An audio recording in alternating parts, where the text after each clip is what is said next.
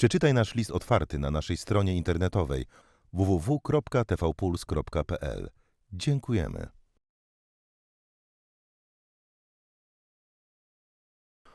To jest program Media bez wyboru.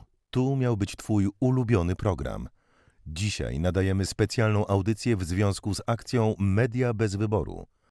Przepraszamy naszych widzów i partnerów handlowych. Dziękujemy za zrozumienie i wsparcie. Przeczytaj nasz list otwarty na naszej stronie internetowej www.tvpuls.pl. Dziękujemy. To jest program Media bez wyboru. Tu miał być Twój ulubiony program.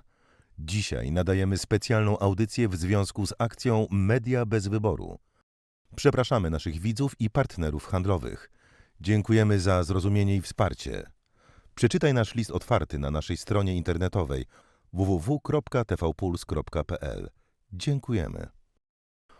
To jest program Media bez wyboru. Tu miał być Twój ulubiony program. Dzisiaj nadajemy specjalną audycję w związku z akcją Media bez wyboru. Przepraszamy naszych widzów i partnerów handlowych. Dziękujemy za zrozumienie i wsparcie. Przeczytaj nasz list otwarty na naszej stronie internetowej